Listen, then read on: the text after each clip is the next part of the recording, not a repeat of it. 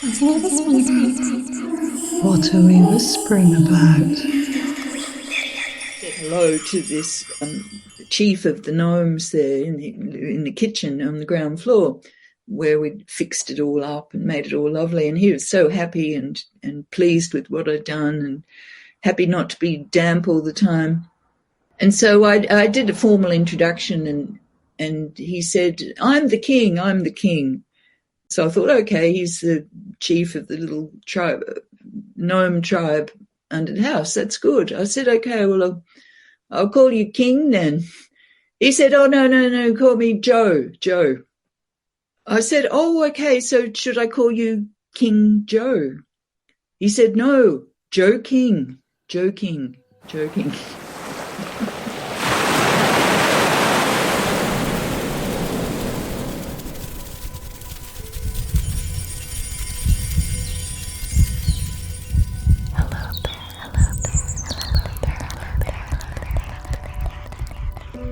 In the air, by the sea, from the land, and within you and me.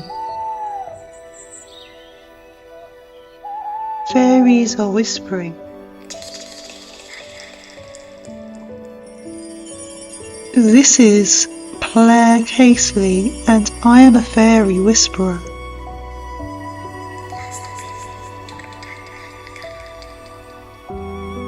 To catch a whisper, you have to listen closely.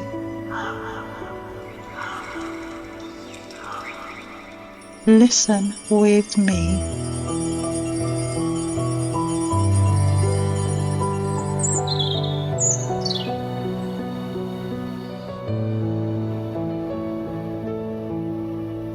Hello and welcome, everyone.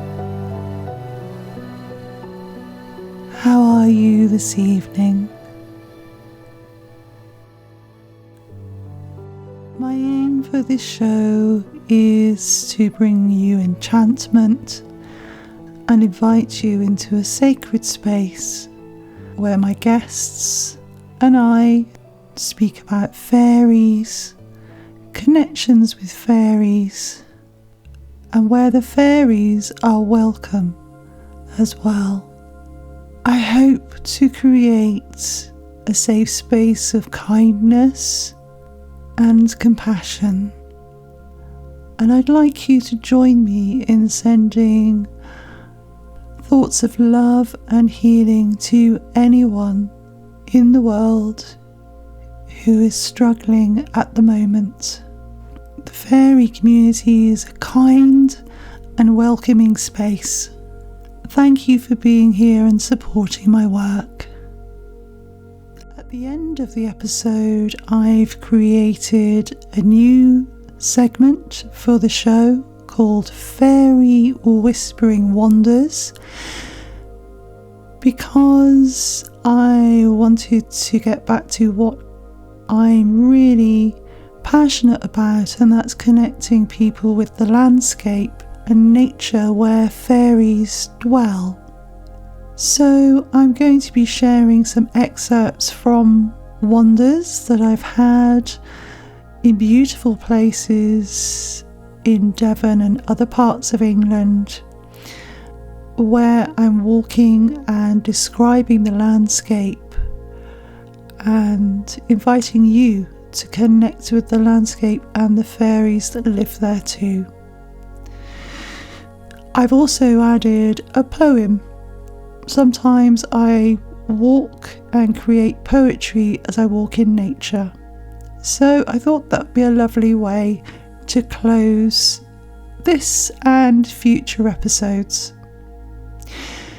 If you'd like to be a guest on the show, you can contact me, Claire at thefairywhispering.com. All of the notes for my episodes are on my blog for the podcast, and to find out a bit more about me and who I am and what I do, it's www.thefairywhispering.com. All of my social media and YouTube channel is at Fairy Whispering Podcast or at Fairy Whispering. My guest for this episode is Alanna Moore, who wrote an amazing book about fairy places in Ireland, which we will be discussing in the episode, and also Alanna's ways of connecting with fairies in the landscape. Alanna is Australian and has Irish roots, and she now lives in Ireland, and she teaches people how to connect with fairies through geomancy. It was a really fascinating chat. Enjoy this episode. Lots of love from me and the fairies. I'm really excited to have you here, Alanna. How are you tonight? I'm good, thank you, and thank you for inviting me to talk to everybody. Yeah, thanks for having you Pleasure. on. It's lovely, because I love talking about fairies. Oh, well, there you go. We have a lot in common already then. That's part of why I wanted to have you on, because I knew you had really wonderful things to share. How did this all start for you, Alanna? Suppose I go back to early days. I lived in the city, so there weren't that many fairies around, but I didn't really want to be in the city, and I've kind of lived in the countryside ever since. That was back in Australia, where I'm from, Sydney. That's a big city. But I was always naturally drawn to nature and the wilds. And I could sometimes see spirits of the dead. You know, children are sensitive. But I managed to hang on to a lot of my sensitivity, and I finished school when I was about 16 because I found it useless. And I've educated myself, and I've had a lot of wonderful, wise and visionary people guiding me occasionally through my life, which has been very magical, because being in Australia, the Aboriginal connection to the land is so exquisitely clear and amazingly insightful, and it hasn't, not everywhere, but that connection remains unbroken over an incredibly long period of time. So I was always fascinated by Aboriginal paradigms and special places and stories about the nature spirits that they would regularly contact. And so a lot of that rubbed off on me, going to school with Aboriginal kids on the outskirts of Sydney, and it just helped me to appreciate the way they looked at the world, which was so different to how the education system blocks us off from all of that, really. And then I found myself as a teenager in London, and I lived there for a few years in England, and I was lucky that somebody showed me about a pendulum, how to use a pendulum, like with dowsing and divining. And I immediately just thought, wow, this is the best thing, because I'd had all these intuitive hunches and, visions, etc. I'd had initiatory type experiences with spirits when I was, a few years previous to that, at puberty. It was like a revelation that, hey, I could have some sort of control over these understandings and connections and visions, and that he was a fantastic tool for my own psychic development, that I could find my own way around with it and delve into these invisible worlds. And so I took to it like a duck to water. Joined the British Society of Dowsers, 1980. I didn't get to meet any of the British dowsers then, but later I came back, and I remember thinking when I joined it, I wonder if I'll ever give a talk to this group. And of course I did many years later. Over 30 years later, I was giving presentations at their conferences. I haven't done that for about 10 years now, but occasionally I'd be one of the presenters at the British Dowsers conferences. So that inspired me to go back to Sydney, and I helped. It wasn't my instigation, it was an older dowser woman, Isabel Bellamy, suggested we started a dowsing society in Sydney, and she wanted me to be the secretary. And I said, well, I know nothing about being a secretary, but actually my mother was secretary of a voluntary organisation, so I suppose it was probably in my blood. But I managed to help get started the society, which is now having their 40th anniversary this year. So I'll be back in Sydney at the end of the year, help celebrate 40 years of the Dowsing Society. But in those days, they didn't really talk about fairies.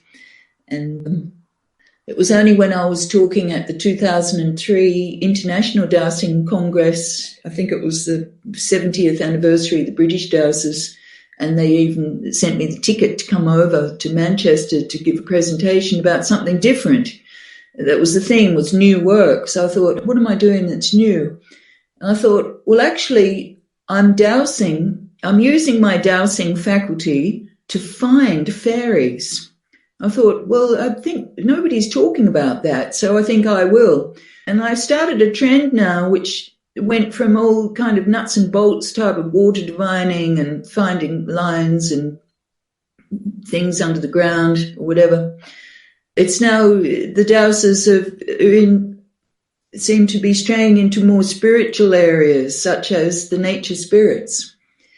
And I think I helped to make that more palatable to them, because it started off with a lot of sort of military types that started that British dowsers.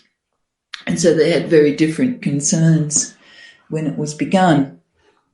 As I said, I've been very privileged to have some very amazing seers amongst my friends. And some of them have passed on now because a lot of them are much older, and they'd honed their seeing ability over a lifetime.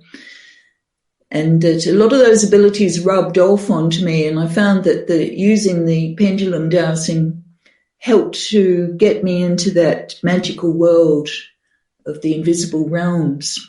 And so that was my key to getting into that. And I don't do it for a frivolous reason. Because I'm a professional dowser, and I go and help people to navigate the invisible energies and worlds that sometimes impact on the places where people live or work or play. I've discovered that there is a big need to protect the homes of the fairies. And of course, you have to identify where they live and identify who's out there. So yes, I'm also a fairy whisperer, as you must be, because I've had to negotiate with them sometimes and try and keep all parties happy so that people have a happy, harmonious life in their local environment, because they've honoured the presence and homes of the fairies and they haven't really destroyed them. Can I ask a couple of questions, Alanna, before you continue with your amazing story?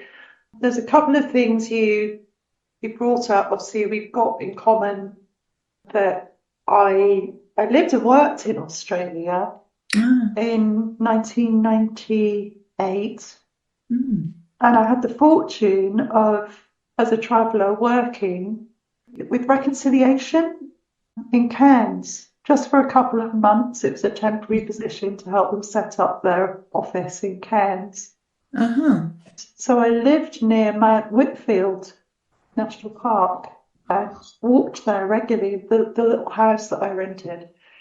Being in that landscape and working alongside those wonderful people just amplified my connection with the landscape energies. I'm wondering if that was the same for you. It kind of, like you're talking about it rubbing off on you. Yes. That's what happened to me, and I found it really really heartbreaking to leave Australia. And when I came back to the UK and connecting to the landscapes here, I felt like it had amplified my field of, like my aura or connection to the land. Yes. Interesting. Yes. Yeah. I think sometimes we have to leave normal environment that we're so used to that we don't always see what's around us, and that we have to go far away, and it's very far away. And then we have to come back, and we can bring back those new eyes that we've put onto the new places and apply them to the places that we are familiar with, and realize there's so much more that's out there. It's extraordinary. Yeah, so I want to pick up as well on what you've just said about protecting fairies' homes, because I feel, this podcast, part of the message is, coming from the fairies, and that they want us to protect the environment and protect their places. I've had more guests coming forward and saying the fairies want help about this. So I recently interviewed someone, a guest, I've yet to release the episode yet, but she said that she'd had a dream about a place in England that she's never been to, where the fairies asked her for help to protect this place from being developed into a housing estate. Oh. So I'm interested in how you work with, that in-between place of working with the fairies, taking on board what they're asking for, and the people, and how do you work with that kind of scenario, or any scenarios similar to that you've worked with? Well, that's a difficult one, trying to protect them from a housing development, but they are, and it's the same with earth energy lines. They all have intelligence, and that if they understand what's going on, they can actually move, rather than staying and being frustrated or even demonized and causing havoc sometimes mentally or whatever to people. That all the Irish fairy stories warn about disturbing them, and the consequences can be fatal to your animals or your family or whatever. Those stories are so commonly found in Ireland. And so sometimes, if we can just listen to their concerns and be open to hearing what their problems are and communicating that way, and by being a good listener, we can also be telling them what is inevitable and what we can't help prevent, if we can't, and make suggestions for where they might relocate to. And I've seen fairies relocating, when there was sort of temporary earthworks happening, and, they can do this automatically, but it does help to explain to them and just go out there and talk to them, literally, and explain what's happening is very helpful in certain situations, that they can be invited to move somewhere else. Okay, that's really interesting. I mean, because the plan is to go to this place and connect with them, where they would like to go to, find a place for them to go. Yes, and sometimes you can make it more fairy friendly and, put a crystal in the ground or something, and have a little ceremony and say that, as far as you're aware, that this is a safe place for them, and that it would be very suitable for them to move there, because, coming down the tracks, it won't be good for them, and, it's up to them to move. But I mean, I've had to move energy lines before, and it all works. But, of course, ideally everything stays as it is, but that's not how the commercial world works. But we can just do what we can. But I think, having that awareness and spreading that awareness is so important, which is my motivation for writing about them and speaking about them and teaching about these sorts of things, is to share that awareness that we all share this planet, and that the fairies are very caring of the environment, and that's their life, their work, working with the energies, protecting the sites themselves. But if we can give them a little help, I think we make the world a happier and a more fun place as well, because they have this beautiful message that they bring, that we should all be lightened up a bit and dance and sing more frequently because they love to do it, and I think we can learn a lot from them about how to enjoy life more. Definitely, yeah, that's very important to, lifting our vibration, being in a different state of consciousness, and then Yes. ultimately that then leads to realizing we need to protect the planet. So it's all part of the same journey, Yes. isn't it? Yeah. Mm. So I'd love to hear a bit about your book, Fairy Haunts, and where that came from, Alanna, and Oh, yeah. because it. Yes, that's my latest book. It's my 10th book.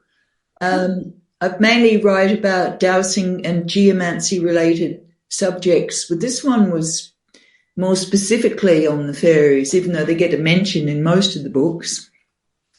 And funnily enough, where they don't get a mention in some books, they're the books that don't sell as well. So I really feel that there's a hunger and a thirst for this type of spiritual aspect of the planet, is that people are craving this really, whether they know it or not. But there's a need, and the book was a response to a need. And it was actually Australian people, because see, I live in Ireland, and a lot of Australians have Irish connections, like me, they have Irish ancestry. And so some people would write to me and say, oh, I'm coming to Ireland, and can you recommend a book about places to visit, special fairy places or good energy places or whatever. And I said, well, sorry, there isn't one. There have been books, but they're out of print and not likely to go back into print the way things are going in the book world. So I realized there was a gap in the market and that I would be the one to fill it, because it would be a pure joy to write a book like that. So it was. But I'd also been coming and going for 15 plus years to Ireland and lived here for the last 10 years. I married an Irishman some time back. And so I'd collected a lot of little stories about fairies and knowledge about local sites or where I live or more distant. And I also had this wonderful research tool now, which is not so long ago, they digitized all of the folklore commission records from nearly 100 years ago, where all the schools were told to get the kids collecting off the old people the fairy stories of their locality, of all types of stories. But one of them was about some subjects on monuments and strange goings on, etc. So that a lot of fairy stories, thousands of stories about leprechauns, mermaids, little people. And now you don't have to go to the library and look at the microfiche collection. You can do it from the convenience of at home on the laptop. And so I've been able to discover amazing things. And I'm writing another book at the moment that looks more at my local region for the local sites, but not so much about fairies. But I thought it would be useful for people to give the themes of what sort of nature spirits people were connecting with in Ireland, rather than just to sort of slavishly go through each county and throw a few sites out there for people to look at. So it's basically about the beings that the Irish people have traditionally connected with, and some of the beings, some of the ones that I would meet in the other parts of Europe, I don't meet them here, for instance. So I didn't write about forest spirits because I haven't actually met one here, because I haven't been to any natural forests. I'm not saying they don't exist, but they're very, very rare in Ireland, a natural forest. They're probably the same across Europe. It's all plantation forestry, more so. Whereas in Germany, where they have the forestry tradition, and I've been teaching over 10 plus years, they do have enormous forest spirits. They're giants in the landscape. Same in Sweden. I went there teaching in, I think it was 2006 or 7, and they talked about the trolls, which would be the equivalent, and they're huge. And sort of important beings in the landscape, because the forest is an important part of the landscape in those parts. Yeah, travelling around, I've learned a lot, meeting people who've got the similar interests all around Europe, Australia, New Zealand, some of Asia. And so I've mainly written about the gods and the goddesses. So when I call it the fairy haunts of Ireland, actually I'm using the word fairy as a code for all types of nature spirit. And as I've worked out from my research, the gods and the goddesses appear to be merely glorified nature spirits. And that as we've interacted with them over 10,000 more years, they're very human-like in their attributes, because it's been a co-evolution together. And where they've been revered and we've energized them historically, they've, swelled up into these bigger, more advanced, more evolved, more powerful, more intelligent beings that have been considered the god or the goddess of the tribe. So I've written about them, whereas in all the judo mythology of Ireland, the gods and the goddesses were reduced to being referred to as the Tuatha De Danann, supposedly a tribe with magical attributes in the people of the tribe. But obviously a family of gods and goddesses, which it wasn't politically correct in the medieval times to call them that. So they just called them a tribe of people. And people have been really led astray by these stupid medieval stories that have been written. So I've tried to strip a lot of that away in the Fairy Haunts of Ireland book and get down to the original truth of things, in that these were amazing deities, and they never went away. They didn't go into the mounds and disappear as the monks would have it in their stories, which were all propaganda for the church. They've always been out there. In fact, the story about the Tuatha De Danann being defeated by another tribe and then they all went into the mounds and disappeared as spirits is really just a memory of the Celtic way of living and dying, that you had an expectation that your ancestors would go to the ancestral mound, and it was a symbol of the tribe, the burial mound. And it wouldn't be surprising if the spirits were hanging around there. So there's elements of fact or truth in a lot of the medieval stories, but most of them were just made up or plagiarized from other Celtic countries, but they're Celtic basis to them. So there's nothing unique or special about the Irish mythology apart from it being manipulated for their own purposes.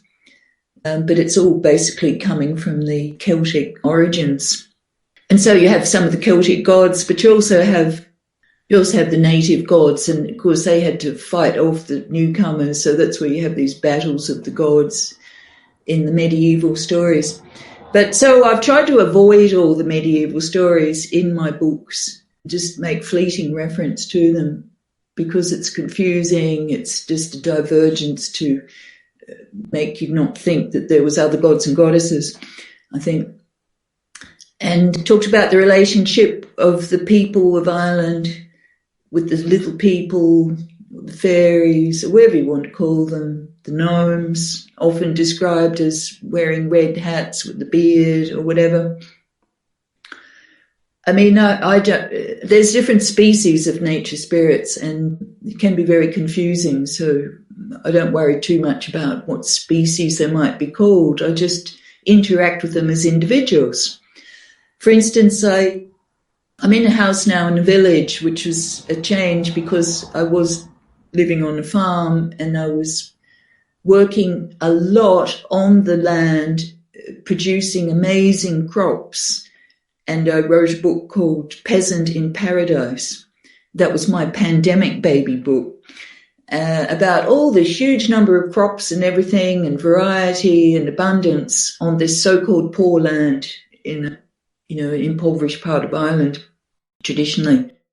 And actually, you can make it produce an amazing abundance. However, the price of that was me taking up a lot of my time. And so now that I've moved away from there, I'm telling people that I've escaped from 7 years in fairyland because now I'm freed up to write another book. But anyway, I had to fix up a derelict house to move into the village. I'd always wanted to be near the beautiful River Shannon, and the derelict house came up and I got it. But there was a terrible leak and all the timber was rotted. That's why it all had to be removed and completely rebuilt inside the stone building. But there's a family of gnomes, or whatever you want to call them, and they lived under the house, and they're very unhappy because their house was always wet from leaking pipes for 10 years. The house had been rotting, empty. And so I knew they were there and could cause problems if they weren't happy, etc. Anyway, I didn't want a leaking roof either, so it's all been fixed. And they're so happy now. And at a very funny incident, when I'd moved in, of course, I've been coming and going for a couple of years before then, but I moved in and I officially, said hello to this chief of the gnomes there in the kitchen on the ground floor, where we'd fixed it all up and made it all lovely. And he was so happy and pleased with what I'd done and happy not to be damp all the time. And so I did a formal introduction and he said, I'm the king. So I thought, okay, he's the chief of the little gnome tribe under the house. That's good. I said, okay, well, I'll call you king then. He said, oh, no, call me Joe.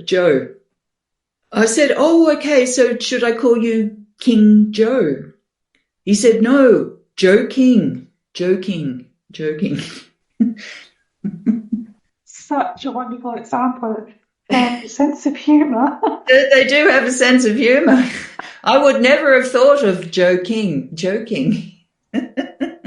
So he's a very happy one, and he likes to dance. He likes to see me dancing, and sometimes I just spontaneously dance in the kitchen. I'm sure he's encouraging me. Oh yes, they love it, don't they? They love dancing, music.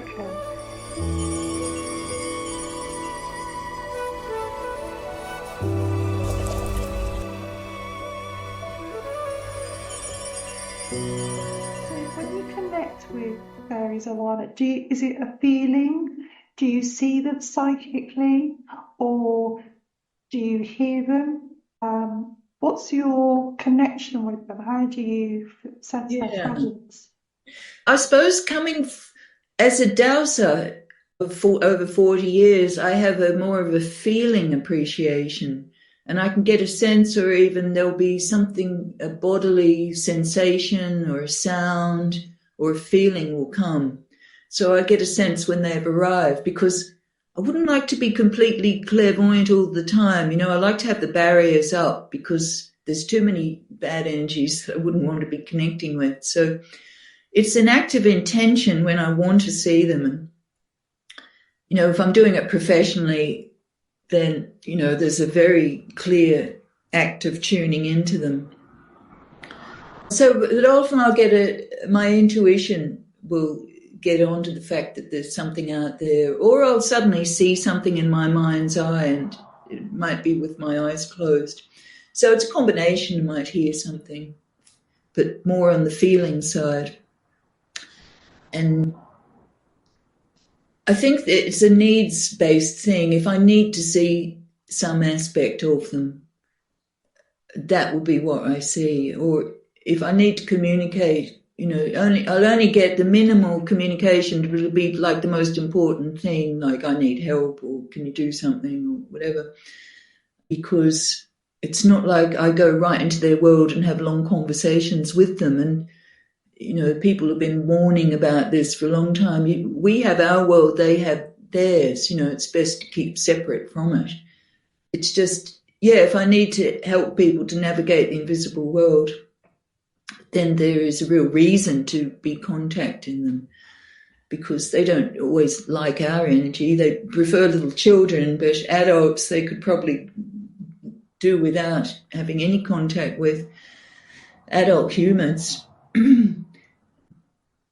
But they seem to appreciate the fact that I'm teaching people how to directly sense their presence, because this brings it home to people. It makes it so real for them. Otherwise, you could get the impression by reading the old literature that these are just stories or make-believe or something for children to appreciate only or whatever.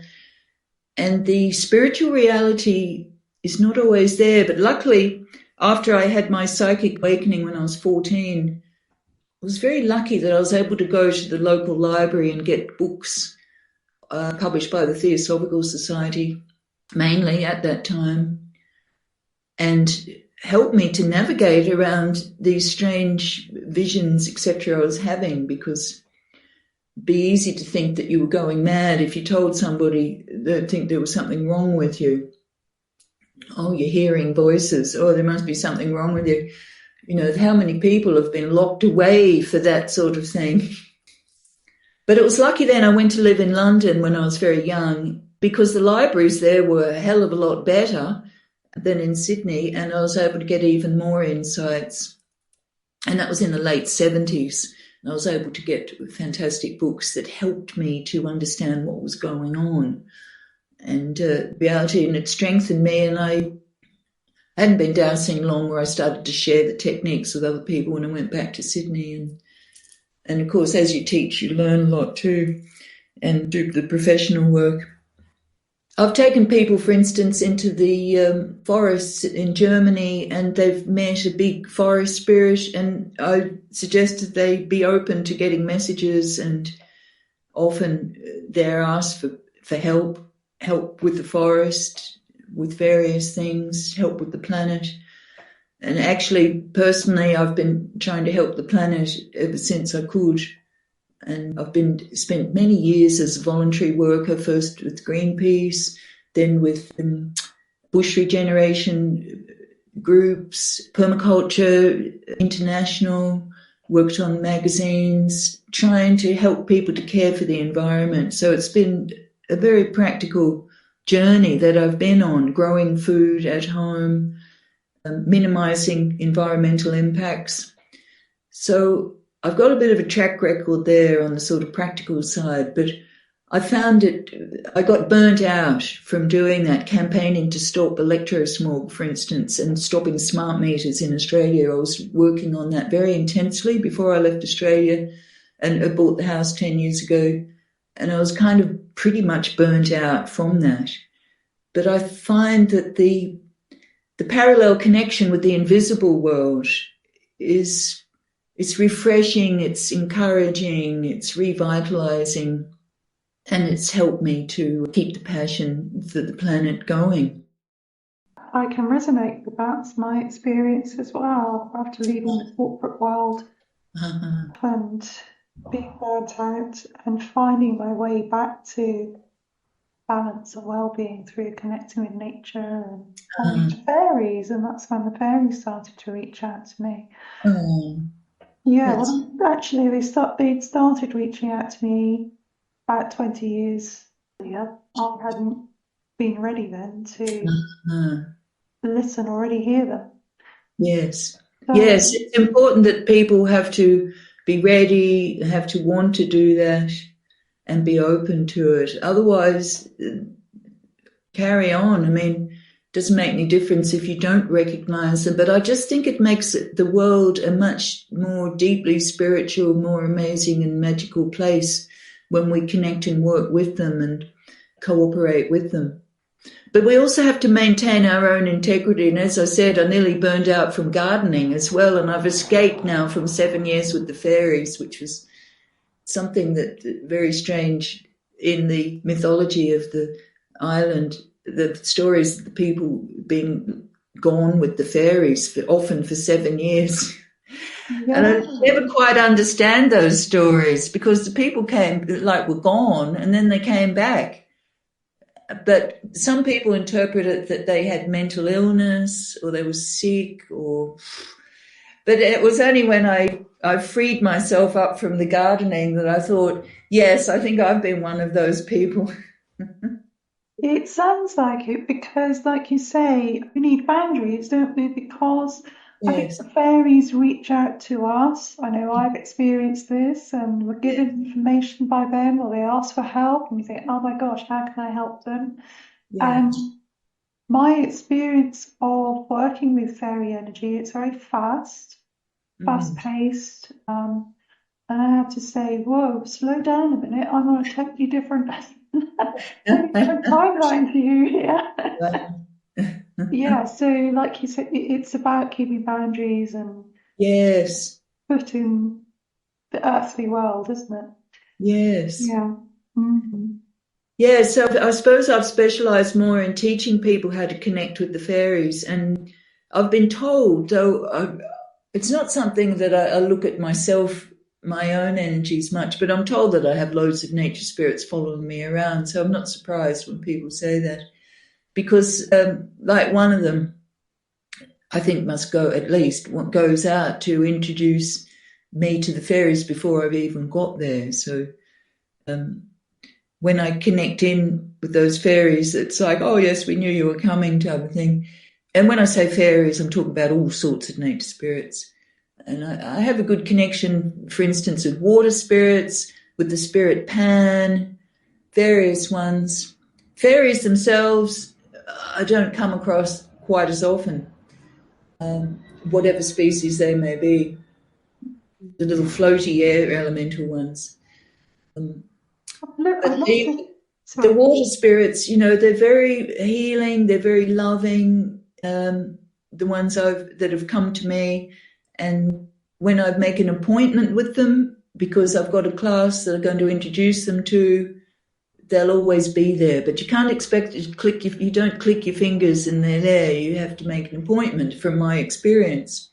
And then, if they're really friendly, the water spirits will actually come sort of half out of the water, whether it's a lake or a river or something, and actually envelop us in their energy field. And it's a very sublime, beautiful feeling.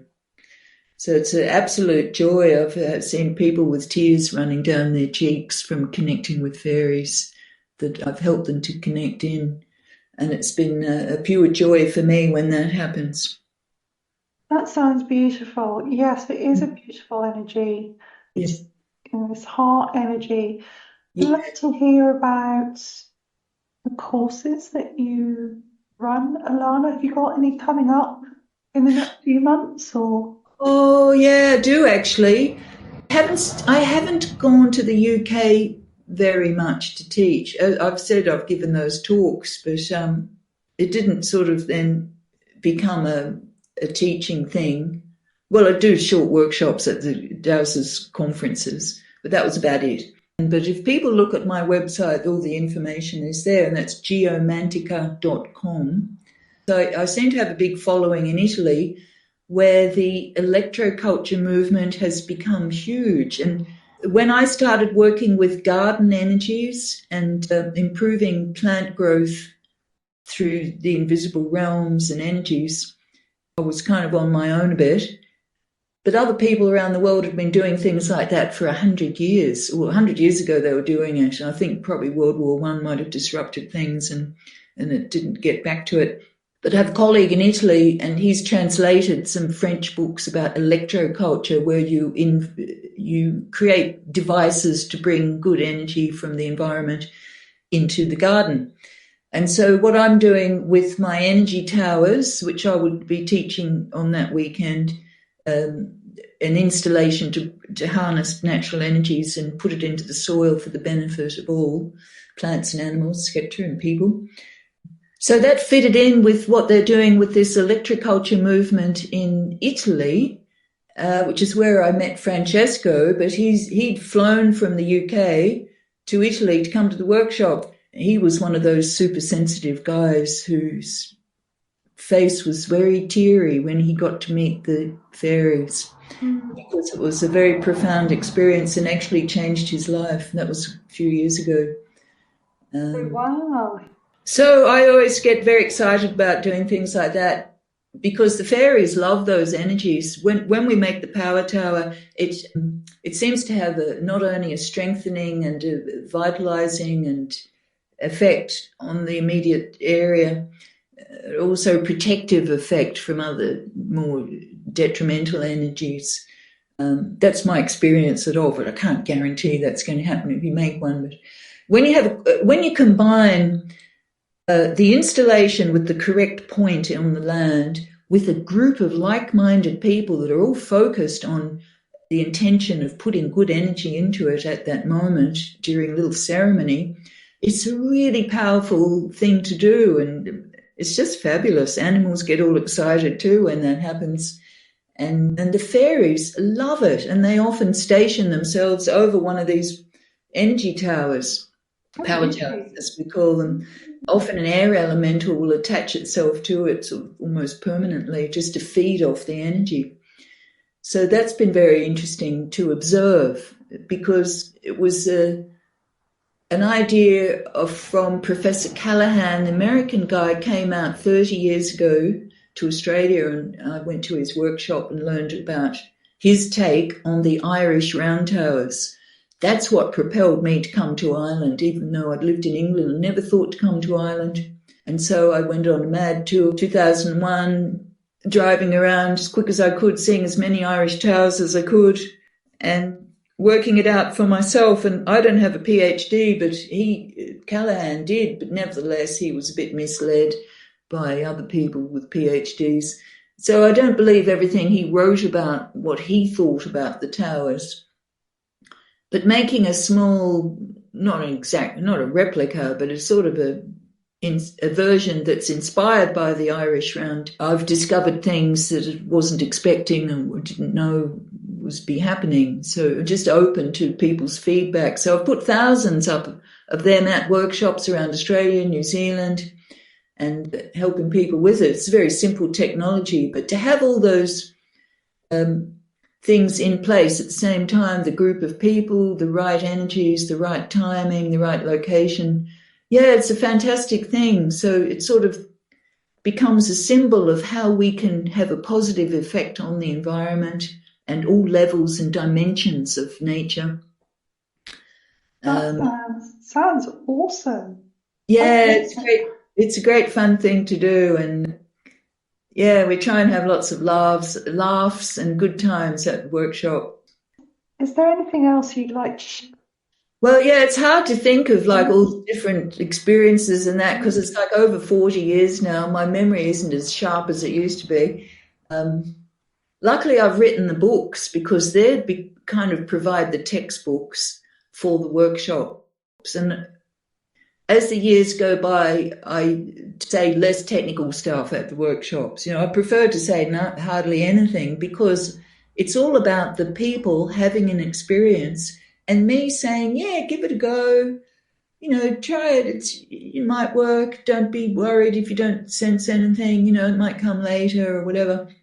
Just to give people permission to open up to the other dimensions, where in the past people might have been told, oh no, they're evil beings, those nature spirits. Oh, it's anti-Christian, or some sort of negative reaction might have closed up their sensitive channels. Whereas we all have this sensitivity.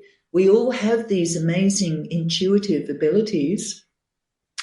And for instance, I have never had a mobile phone, which some people find strange.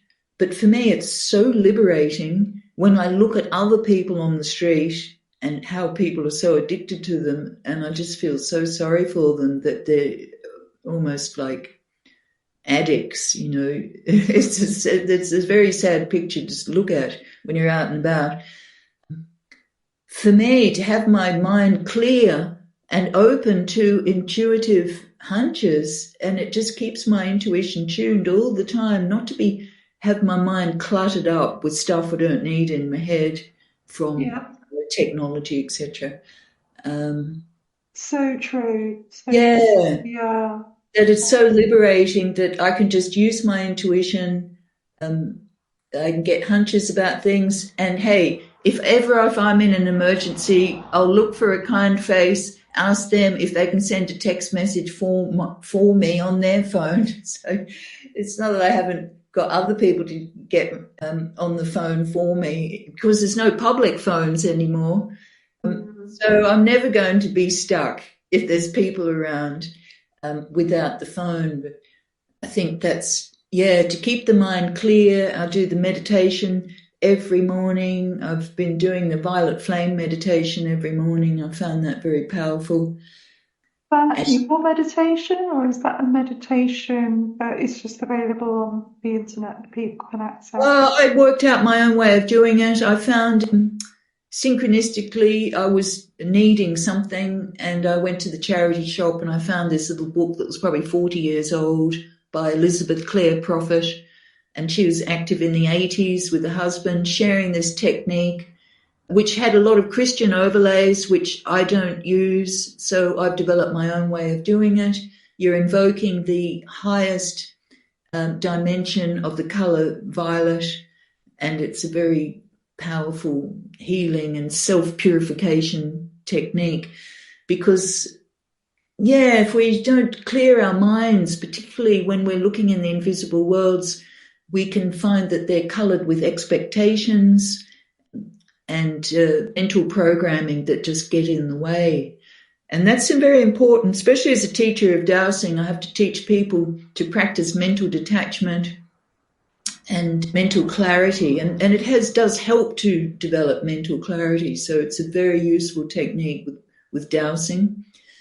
To keep clear so that you're ready you're a blank slate. You can pick up impressions and feelings from people, whether it doesn't matter how distant they are. This is what we learn when we're dowsers, that suddenly the whole world has shrunk because there's the barrier, the mental barrier of time and distance is completely not there. It's just dissolves. And if we want to find out what's happening in the past, we just tune our mind back to the past. It's just a matter of clear focused intention that can give us fantastic results. So I've been resisting the technology for a long time and helping people navigate around it, because, it'd probably be outlawed in the future. I think the effect it's having on society. Yeah, I mean, I've just recently had a message from my phone provider. I had the same phone for 4 years, and they're like, well, we're getting rid of 3G, I'm moving up, so your phone, you need to upgrade your phone. And I'm thinking, do you know what? I mean, I'd just be happy going back to a basic phone, not a smartphone. It's interesting because that's happening in Australia at this moment. And a lot of farmers are very upset because they have their whole farming system set up on this 3G technology, which now they'll have to buy a whole new outfit. So it's all about money. Yeah, and it's all getting worse in that thing. But I think the fairies are getting very happy that we are tuning into them, and that more and more people are realizing about the spiritual reality of the planet and the existence of these highly intelligent beings, who I've been connecting with all over those parts of the world that I would be familiar with, from Europe and parts of Asia and Australia and New Zealand. That they're all very different species. They're amazing, and I encourage people to dive in and check them out. Thank you, Alanna. Just before you go, I recently interviewed a guest from County Cavan. Kevin. Oh. Yeah, Billy. He had a woodrose or a Bigfoot encounter near where he lives. I'm not sure if you've come across Bigfoot or the woodrose. No, I'm not sure whether it means physical or a spiritual being or what. Yeah. This was through a dream, or not a dream. Oh, a dream, yes. Sometimes the nature spirits come to me in a dream. But he's not far from me. Cavan is the next county from Leitrim, where I am in the northwest. Oh, right. Well, yeah. Yes, it reminds me of how I discovered on my farm in Australia that I sold. I was building the house there, and I didn't have time to check out the energies, but the dreams started to come, and there was two dragons in the dream, and I was scared of them in the dream, and I hid and watched them coming in and out of this door in the hillside. And of course, I did eventually go out and find them, and they were there, and they were coming from this lava flow, from a 20,000-year-old lava flow. And they were going up to this Aboriginal women's sacred site on the top of the hill near my house, and they were spreading the energy between it, the volcanic energy. So they used to come and go up this dragon line, literal dragon line. So I've met dragons everywhere, anywhere and everywhere. I don't know if I've met one in Ireland, but I haven't looked probably. When I got animals, I got a flock of llamas and I had to make a fence, and normally make fences of metal, and metal cuts the energy flows. And so I came down with a big wheelbarrow with this big roll of metal, and they were going, no, stop, stop, stop, stop. And they were so worried. And I said, oh, sorry, I forgot to tell you. And I explained to them. But actually, when I made the fence for the llamas, I put two, because there was two, the dragon lines were a pair of male and female dragon line that male and female dragons would use. And at that point where the energy line flowed, I cut the wire and put a section of plastic mesh, and I call that dragon gate, which sounds very fancy, but it was just a bit of plastic mesh in between the metal mesh. And they were perfectly happy after that. But of course, it's better to tell them in advance, and I'd forgotten. This is how you learn. You make the mistakes and you get rap over the knuckles and you think, oh, okay, I've learned that lesson. I won't do that again. Because you wouldn't think that just making a metal fence would upset things, but it can do. Yeah. Yeah. It's been wonderful speaking with you, Alanna. And it's great, Claire, and it's wonderful that you're helping to share all this wisdom of the world. Yeah, well, I'm one of, like you are, I'm one of the advocates for the fairies and for our beautiful earth. So blessings on your work, Claire. Yeah, and to you. And I hope that we get to meet in person at some point. It'd be wonderful. Yeah. Come on one of your workshops. Oh, that would be lovely. Yeah. So, have a wonderful day, Alanna. Thank you.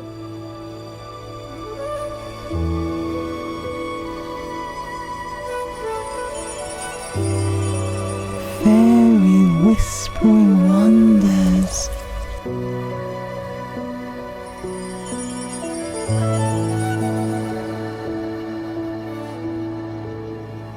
Path down from the last rock on bench tour goes down to the woods. Crowland. It's very leafy here. As I was walking up to the tour, I saw a cloud that was like a bee in the sky. And then I've stepped off the path on the way to Ben Falls because I saw a face on the tree. And I've just seen another face on the tree with a big beard over there. And this big bumblebee flew towards me just to say hello. I've been greeted by bees before when I've been in fairy places. So to me, that's some sort of sign about community, communing, working together with nature. Bees have lots of symbolism. Climbing up to bench tour to start with, looking out across sweeping views, getting a sense of where you are, enjoying that place, basking in the warm winter sun, and then descending down into these old woodlands. That's oak trees, actually, mostly oak trees. It's very much a fairy tree. I've reached the flat path and I'm turning left. There's a tree that's fallen over the path here. That's broken in half. There's a little hole in it as well. It looks like it's rotted out. Poor tree. I'm going to cross over the tree and carry on along this path, and then I should see a green area to my right that's Fenford Brook. I found a beautiful heart-shaped granite stone that's partly covered in moss that's come loose from the bank. How special. Thank you for that, pixies of this place, helping me to see that.